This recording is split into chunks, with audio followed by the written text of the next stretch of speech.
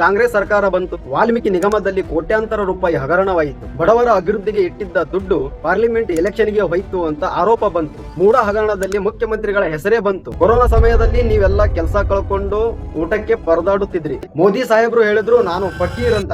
40,000ರಿಂದ 1.5 ಲಕ್ಷ ರೂಪಾಯಿ ಬೆಲೆ ಬಾಳುವಂತ ಚಸ್ಮಾ ಹಾಕೊಳ್ತಾರೆ. 4.31 ಕೋಟಿ ಬೆಲೆ ಬಾಳುವಂತ ಸೂಟ್ ಹಾಕೊಂಡು ಗಿನ್ನಿಸ್ ದಾಖಲೆ ಮಾಡ್ತಾರೆ. 12 ಕೋಟಿ ರೂಪಾಯಿ ಮೌಲ್ಯದ ಮರ್ಸಡೀಸ್ ಬೆಂಚ್ ಕಾರಲ್ಲಿ ಓಡಾಡ್ತಾರೆ. ವಾಹ್, ಎಂತ ಫಕೀರಿ ಅಲ್ವಾ?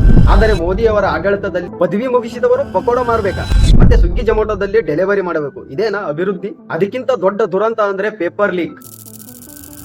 ಟಿವಿ ಆಂಕರ್ಗಳು ಯಾಕೆ ಸರ್ಕಾರದ ಪರವಾಗಿ ಮಾತಾಡ್ತಾರೆ ಅಂತ ವಿರೋಧ ಪಕ್ಷದವರನ್ನೇ ಯಾಕೆ ಪ್ರಶ್ನೆ ಮಾಡ್ತಾರೆ? ಈ ಟಿವಿ ಇಷ್ಟು ದಿನ ಸರ್ಕಾರದ ವಿರುದ್ಧ ಪ್ರಶ್ನೆ ಎತ್ತಿತ್ತು ಅಂದ್ರೆ ನೀವು ಮೊದಲು ನ್ಯೂಸ್ ಚಾನೆಲ್ ನ ಮಾಲೀಕರು ಯಾರು ಅಂತ ತಿಳಿದುಕೊಳ್ಳಬೇಕು. ಪಾಕಿಸ್ತಾನ ಮತ್ತು ಶ್ರೀಲಂಕಾ ನಮಗಿನ್ನ ಮೇಲಿದಾವೆ, ಆದರೆ ನಮ್ಮ ಮೀಡಿಯಾಗಳು ಇದನ್ನ ಚರ್ಚೆ ಮಾಡಲ್ಲ. ಬದಲಿಗೆ ಈ ರಿಪೋರ್ಟ್ ಕೊಟ್ಟವರೇ ತಪ್ಪು ಅಂತ ಡಿಬೇಟ್ ಮಾಡ್ತಾರೆ. ಇದಕ್ಕೆ ಅರ್ಥಶಾಸ್ತ್ರಜ್ಞರು ಕೆ ಶೆಪರ್ಡ್ ರಿಕವರಿ ಅಂತ ಕರೀತಾರೆ. ಮೀಡಿಯಾದವರು ಯಾಕೆ ಸುಮ್ಮನಿದ್ದಾರೆ? ಯಾಕಂದ್ರೆ ಅವರಿಗೆ ನಿಮ್ಮ ಹೊಟ್ಟೆಪಾಡಿಗಿಂತ ಅವರ TRPನೇ ಮುಖ್ಯ. ಮಣಿಪುರ ಹೊತ್ತಿ ಉರಿತಾ ಇತ್ತು.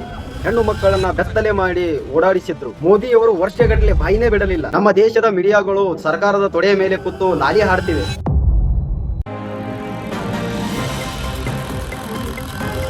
ಸ್ನೇಹಿತರೆ, ಇವತ್ತು ಬೆಳಗ್ಗೆ ಎದ್ದು ಟಿವಿ ಆನ್ ಮಾಡಿದ್ರೆ ನಿಮಗೆ ಏನು ಕಾಣಿಸ್ತೈತಿ? ಒಂದು ಕಡೆ ಪಾಕಿಸ್ತಾನದ ಮೇಲೆ ಯುದ್ಧದ ಮಾತು, ಇನ್ನೊಂದು ಕಡೆ ಮಸೀದಿ ಮಂದಿರ ಜಗಳ, ಮತ್ತೊಂದು ಕಡೆ ಯಾವುದೋ ಸೆಲೆಬ್ರಿಟಿಯ ವೈಯಕ್ತಿಕ ಬದುಕು. ಟಿವಿ ನೋಡಿದ್ರೆ ಅನಿಸ್ತೈತಿ ನಮ್ಮ ದೇಶದಲ್ಲಿ ಎಲ್ಲವೂ ಚೆನ್ನಾಗೇ ಐತಿ ಅಂತ. ಎಲ್ಲವೂ ಚೆನ್ನಾಗೇ ಇದೆ, ನಮಗಿರೋದು ಒಂದೇ ಸಮಸ್ಯೆ, ಅದು ಧರ್ಮ ಅಂತ. ಆದ್ರೆ ಟಿವಿ ರಿಮೋಟ್ ಪಕ್ಕದಲ್ಲಿ ಇಟ್ಟು ನಿಮ್ಮ ಜೇಬಿಗೆ ಕೈ ಹಾಕಿ ನೋಡಿ, ಅಲ್ಲಿ ದುಡ್ಡಿದೆಯಾ? ಮಾರ್ಕೆಟ್ಗೆ ಹೋಗಿ ಅಲ್ಲಿ ತರಕಾರಿ ಬೆಲೆ ಕೇಳ್ರಿ. ನಿಮ್ಮ ಮಗ ಅಥವಾ ಮಗಳು ಡಿಗ್ರಿ ಮುಗಿಸಿ ಎಷ್ಟು ವರ್ಷ ಆಯ್ತು? ಅವರಿಗೆ ಕೆಲಸ ಸಿಕ್ಕಿದೆಯಾ ಇಲ್ವಾ? ಇದು ಇವತ್ತಿನ ಭಾರತದ ನೈಜ ಸ್ಥಿತಿ. ನಮ್ಮ ದೇಶದ ಮೀಡಿಯಾಗಳು ಸರ್ಕಾರದ ತೊಡೆಯ ಮೇಲೆ ಕೂತು ಲಾಲಿ ಹಾಡ್ತಿವೆ. ಪ್ರಜಾಪ್ರಭುತ್ವದ 4ನೇ ಸ್ತಂಭ ಅಂತ ಮಾಧ್ಯಮದವರಿಗೆ ಕರಿತೀವಿ. ಅದು ಇವತ್ತು ಬಂಡವಾಳ ಶಾಹಿಗಳ ಪಾಲಾಗಿದೆ. ಇವತ್ತಿನ ಈ ವಿಶೇಷ ವಿಡಿಯೋದಲ್ಲಿ ಯಾರು ಮಾತಾಡದ ಕಟು ಸತ್ಯದ ಬಗ್ಗೆ ಎಳೆಯಾಗಿ ಬಿಚ್ಚಿಡ್ತೀನಿ. ಕೊನೆವರೆಗೂ ವಿಡಿಯೋ ನೋಡಿ. ಇದು ರಾಜಕೀಯ ಮಾತಲ್ಲ, ನಿಮ್ಮ ಬದುಕಿನ ಮಾತು. ಬನ್ನಿ, ಅಂಧಭಕ್ತಿಯ ಕನ್ನಡಕ ತೆಗೆದು ಈ ವಿಡಿಯೋನ ಶುರು ಮಾಡೋಣ.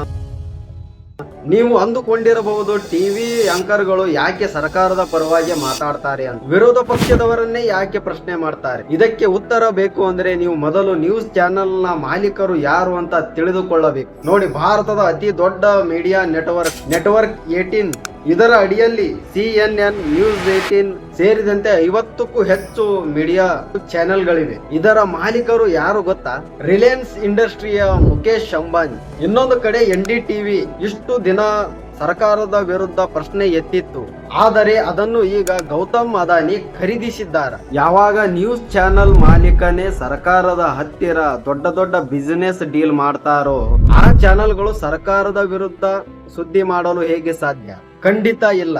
ಅದಕ್ಕೆ ನಿಮಗೆ ಮೀಡಿಯಾಗಳಲ್ಲಿ ಸುದ್ದಿ ಸಿಗ್ತಾ ಇಲ್ಲ, ಸಿಗ್ತಿರೋದು ಬರೇ ಗಲಾಟೆ. ವಿಶ್ವ ಪತ್ರಿಕಾ ಸೂಚ್ಯಾಂಕದಲ್ಲಿ ವರ್ಲ್ಡ್ ಪ್ರೆಸ್ ಫ್ರೀಡಮ್ ಇಂಡೆಕ್ಸ್ 2024 ಪ್ರಕಾರ ಭಾರತ 180 ದೇಶಗಳ ಪೈಕಿ 59ನೇ ಸ್ಥಾನದಲ್ಲಿದೆ. ಇದು ಮೊದಲು ಹೆಚ್ಚಿತ್ತು, ಈಗ ಸ್ವಲ್ಪ ಸುಧಾರಣೆ ಆಗಿದೆ. ಅಂದ್ರೆ ಪರಿಸ್ಥಿತಿ ಊಹಿಸಿ. ಪಾಕಿಸ್ತಾನ ಮತ್ತು ಶ್ರೀಲಂಕಾ ನಮಗಿನ್ನ ಮೇಲಿದಾವ್, ಆದರೆ ನಮ್ಮ ಮೀಡಿಯಾಗಳು ಇದನ್ನ ಚರ್ಚೆ ಮಾಡಲ್ಲ. ಬದಲಿಗೆ ಈ ರಿಪೋರ್ಟ್ ಕೊಟ್ಟವರೇ ತಪ್ಪು ಅಂತ ಡಿಬೇಟ್ ಮಾಡ್ತಾರೆ. ಸರ್ಕಾರ ಹೇಳುತ್ತೆ 5 ಟ್ರಿಲಿಯನ್ ಆರ್ಥಿಕತೆ ಆಗಿದೆ ಅಂತ. ಹೌದು, ಆಗಿದೆ, ಆದ್ರೆ ಯಾರಿಗೆ? ಇದಕ್ಕೆ ಅರ್ಥಶಾಸ್ತ್ರಜ್ಞರು ಕೆ ಶೆಪರ್ಡ್ ರಿಕವರಿ ಅಂತ ಕರೀತಾರೆ. ಅಂದ್ರೆ ಇಂಗ್ಲಿಷ್ ನಲ್ಲಿನ ಕೆ ಅಕ್ಷರ ನೋಡಿ, ಒಂದು ಗೆರೆ ಮೇಲೆ ಹೋಗುತ್ತದೆ, ಇನ್ನೊಂದು ಗೆರೆ ಕೆಳಗೆ ಬರುತ್ತೆ. ಮೇಲೆ ಹೋಗ್ತಿರೋ ಗೆರೆ ಅಂಬಾನಿ, ಅದಾನಿ ಅಂತ ದೊಡ್ಡ ಉದ್ಯಮಿಗಳು. ಕೆಳಗೆ ಬರುತ್ತಿರುವುದು ಗೆರೆ ನೀವು ಮತ್ತೆ ನಾವು.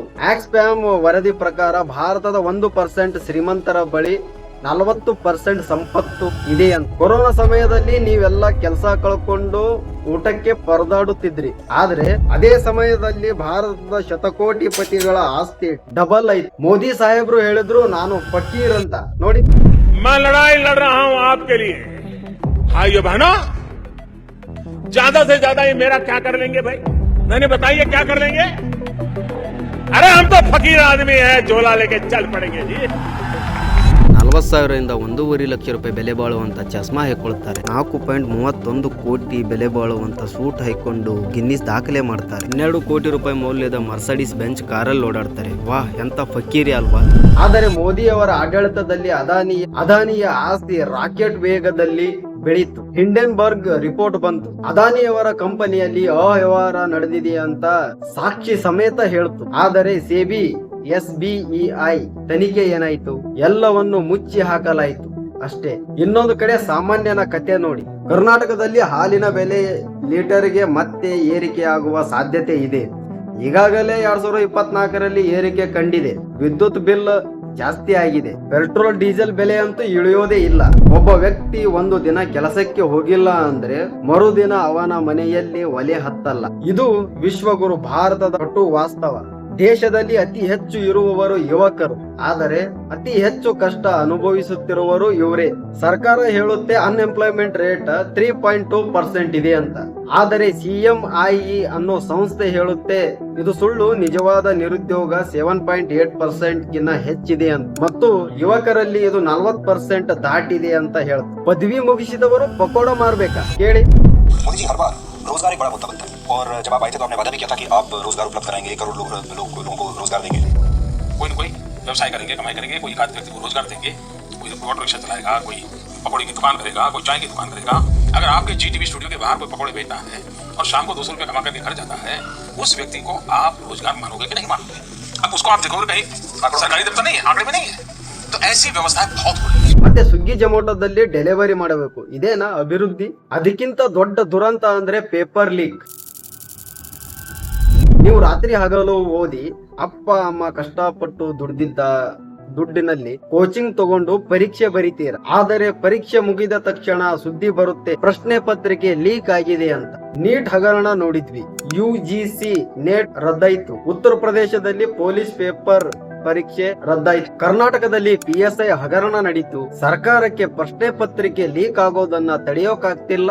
ಏನ ದೇಶ ಉದ್ಧಾರ ಮಾಡ್ತಾರ? ವಿದ್ಯಾರ್ಥಿಗಳ ಭವಿಷ್ಯದ ಜೊತೆ ಚೆಲ್ಲಾಟ ಆಡ್ತಾ ಇದ್ದಾರೆ. ಯುವಕರು ಬೀದಿಗೆ ಬಂದು ಪ್ರತಿಭಟನೆ ಮಾಡಿದರೆ ಅವರ ಮೇಲೆ ಲಾಠಿ ಚಾರ್ಜ್ ಮಾಡ್ತಾರೆ. ನಾವು ಅನ್ಕೊಳ್ತೀವಿ ಈ ಪಕ್ಷ ಹೋದ್ರೆ ಆ ಪಕ್ಷ ಬರುತ್ತೆ, ಎಲ್ಲವೂ ಸರಿ ಹೋಗುತ್ತೆ ಅಂತ. ಆದರೆ ಹಗಲು ವೇಷ ಮಾತ್ರ ಬದಲಾಗುತ್ತೆ, ಪಾತ್ರಧಾರಿಗಳು ಅವರೇ. ನಾ ಖಾऊंಗ ನಾ ಖಾನೆ दूंगा ಅಂದ್ರು ನೋಡಿ. भाइयों बहनों, मेरा मंत्र है, न खाता हूँ न खाने दूंगा। ये क्या बात करते हैं यार? ಎಲೆಕ್ಟ್ರೋಲ್ ಬಾಂಡ್ ಸುದ್ದಿ ಬಂತು. ಸುಪ್ರೀಂ ಕೋರ್ಟ್ ಚೀಮಾರಿ ಹಾಕೋವರೆಗೂ ಇದರ ಬಗ್ಗೆ ಯಾರಿಗೂ ಗೊತ್ತೇ ಇರಲಿಲ್ಲ. ಯಾವ ಕಂಪನಿಯ ಮೇಲೆ ED ರೇಡ್ ಆಗುತ್ತೋ ಅದೇ ಕಂಪನಿಗಳು ಬಿಜೆಪಿ ಅವರಿಗೆ ಕೋಟಿ ದೇಣಿಗೆ ಕೊಡ್ತಾರೆ. ದೇಣಿಗೆ ಹೋದ ತಕ್ಷಣ ರೇಡ್ ನಿಲ್ಲುತ್ತೆ. ಇದನ್ನ ಏನಂತ ಕರಿಬೇಕು? ಲೀಗಲ್ ಆಗಿ ಲಂಚ ತಗೊಳ್ಳೋದಲ್ವಾ? ಇತ್ತ ಕರ್ನಾಟಕಕ್ಕೆ ಬನ್ನಿ. ಕಾಂಗ್ರೆಸ್ ಸರ್ಕಾರ ಬಂತು. ವಾಲ್ಮೀಕಿ ನಿಗಮದಲ್ಲಿ ಕೋಟ್ಯಾಂತರ ರೂಪಾಯಿ ಹಗರಣವಾಯಿತು. ಬಡವರ ಅಭಿವೃದ್ಧಿಗೆ ಇಟ್ಟಿದ್ದ ದುಡ್ಡು ಪಾರ್ಲಿಮೆಂಟ್ ಎಲೆಕ್ಷನ್ಗೆ ಹೋಯ್ತು ಅಂತ ಆರೋಪ ಬಂತು. ಮೂಡ ಹಗರಣದಲ್ಲಿ ಮುಖ್ಯಮಂತ್ರಿಗಳ ಹೆಸರೇ ಬಂತು. ರಾಜಕಾರಣಿಗಳು ಯಾರೇ ಆಗಿರಲಿ ಅವರಿಗೆ ಅಧಿಕಾರ ಮತ್ತು ದುಡ್ಡು ಮಾತ್ರ ಮುಖ್ಯ. ಭ್ರಷ್ಟಾಚಾರ ಅನ್ನೋದು ಪಕ್ಷಾತೀತವಾಗಿದೆ. ಇಷ್ಟೆಲ್ಲ ಆದ್ರೂ ಮೀಡಿಯಾದವರು ಯಾಕೆ ಸುಮ್ಮನಿದ್ದಾರೆ? ಯಾಕಂದ್ರೆ ಅವರಿಗೆ ನಿಮ್ಮ ಹೊಟ್ಟೆಪಾಡಿಗಿಂತ ಅವರ TRPನೇ ಮುಖ್ಯ. ಮಣಿಪುರ ಹೊತ್ತಿ ಉರಿತಾ ಇತ್ತು. ಹೆಣ್ಣು ಮಕ್ಕಳನ್ನ ಬೆತ್ತಲೆ ಮಾಡಿ ಓಡಾಡಿಸಿದ್ರು. ಮೋದಿಯವರು ವರ್ಷಗಟ್ಟಲೆ ಬಾಯಿನೇ ಬಿಡಲಿಲ್ಲ. ಮೀಡಿಯಾದವರು ಅಲ್ಲಿಗೆ ಹೋಗಿ ಪ್ರಶ್ನೆ ಮಾಡೋ ಧೈರ್ಯ ಮಾಡಲಿಲ್ಲ. ರೈತರು ದೆಹಲಿ ಬಾರ್ಡರ್ ನಲ್ಲಿ ಮಳೆ ಹೊಡ್ಕೊಂಡು ಪ್ರತಿಭಟನೆ ಮಾಡಿದ್ರು. ಅವರನ್ನ ಕಲ್ಕಿಸ್ತಾನಿಗಳು, ಭಯೋತ್ಪಾದಕರು ಅಂತ ಕರೆದ್ರು. ಮೀಡಿಯಾದವರು ನಿಮಗೆ ಬರೀ ಮುಸ್ಲಿಂ ಹಿಂದೂ ಡಿಬೇಟ್ ತೋರಿಸಿ ನಿಮ್ಮನ್ನ ಮೈ ಮರೆಸಿದೆ. ನಿಮ್ಮ ಮಕ್ಕಳಿಗೆ ಸರ್ಕಾರಿ ಶಾಲೆಗಳಲ್ಲಿ ಪಾಠ ಮಾಡಲು ಶಿಕ್ಷಕರಿಲ್ಲ, ಆಸ್ಪತ್ರೆಗಳಲ್ಲಿ ಡಾಕ್ಟರ್ ಇಲ್ಲ, ಊರಲ್ಲಿ ಕರೆಂಟ್ ಇಲ್ಲ. ಆದರೆ ವಾಟ್ಸ್ಆಪ್ ನಲ್ಲಿ ಬರುವಂತ ಸುಳ್ಳು ಸುದ್ದಿಗಳನ್ನೇ ನಂಬಿಕೊಂಡು ನೀವು ನಮ್ಮ ಧರ್ಮ ಅಪಾಯದಲ್ಲಿದೆ ಅಂತ ಕಿತ್ತಾಡ್ತಾ ಇದ್ದೀರಾ. ನಿಜವಾಗ್ಲೂ ಅಪಾಯದಲ್ಲಿರುವುದು ಧರ್ಮ ಅಲ್ಲ, ನಿಮ್ಮ ಮತ್ತು ನಿಮ್ಮ ಮಕ್ಕಳ ಭವಿಷ್ಯ. ಸ್ನೇಹಿತರೆ, ಕೊನೆಯದಾಗಿ ಇಷ್ಟೇ ಹೇಳೋದು, ದೇಶ ಬದಲಾಗಬೇಕಂದ್ರೆ ಮೊದಲು ನಾವು ಬದಲಾಗಬೇಕು. TV ಮೀಡಿಯಾದವರನ್ನ ನಂಬಬೇಡಿ. ಈ ಗೋಧಿ ಮೀಡಿಯಾನ್ನ ನೋಡೋದನ್ನೇ ನಿಲ್ಲಿಸ್ಬಿಡಿ. ನೋಡಿದ್ರು ಅವರು ಹೇಳೋದನ್ನ ಪ್ರಶ್ನೆ ಮಾಡಿ. ಸ್ವತಂತ್ರವಾಗಿ ಕೆಲಸ ಮಾಡ್ತಿರೋ ಯೂಟ್ಯೂಬರ್ಗಳನ್ನ ಮತ್ತು ಪತ್ರಕರ್ತರನ್ನ ಬೆಂಬಲಿಸಿ. ಪ್ರಶ್ನೆ ಕೇಳಿ. MLA ಅಥವಾ MP ಬಂದಾಗ ಅವರಿಗೆ ದೇವಸ್ಥಾನ ಕಟ್ಟಿಕೊಡಿ ಅಂತ ಕೇಳಬೇಡಿ. ನಮ್ಮ ಮಕ್ಕಳಿಗೆ ಕೆಲಸ ಎಲ್ಲಿ, ರಸ್ತೆ ಯಾಕೆ ಹಾಗಿದೆ ಅಂತ ಕೇಳಿ. ಅಂಧಭಕ್ತರಾಗಬೇಡಿ. ವ್ಯಕ್ತಿ ಪೂಜೆ ಪ್ರಜಾಪ್ರಭುತ್ವಕ್ಕೆ ವಿಷ. ಯಾವ ನಾಯಕನು ದೇವರಲ್ಲ, ಅವರು ನಮ್ಮ ಸೇವಕರು. ಅವರು ಕೆಲಸ ಮಾಡದಿದ್ದರೆ ಅವರಿಗೆ ಕಿತ್ತಿ ಹಾಕುವ ಶಕ್ತಿ ನಮಗಿದೆ. ಈ ವಿಡಿಯೋದಲ್ಲಿ ಹೇಳಿರುವ ವಿಷಯಗಳು ನಿಮಗೆ ಸತ್ಯ ಅನಿಸಿದ್ರೆ ಈ ವಿಡಿಯೋನ ನಿಮ್ಮ ಮನೆಯವರಿಗೆ ಮತ್ತು ನಿಮ್ಮ ಫ್ರೆಂಡ್ಸ್ಗೆ ಶೇರ್ ಮಾಡಿ. ಎಷ್ಟೋ ಜನ ಇನ್ನೂ ಕತ್ತಲಲ್ಲೇ ಇದ್ದಾರೆ. ಎಲ್ಲರಿಗೂ ಸತ್ಯ ತಿಳಿಯಲಿ. ಮುಂದಿನ ವಿಡಿಯೋದಲ್ಲಿ ಭೇಟಿ ಆಗೋಣ. ಅಲ್ಲಿಯವರೆಗೂ ವಿಶ್ವಗುರುವಿನ ಈ ವಿಡಿಯೋ ಇಲ್ಲಿ ಕ್ಲಿಕ್ ಮಾಡಿ ನೋಡಿ. ಇಷ್ಟೊತ್ತು ವಿಡಿಯೋ ನೋಡಿದ್ದಕ್ಕಾಗಿ ಧನ್ಯವಾದಗಳು. ನಮಸ್ಕಾರ.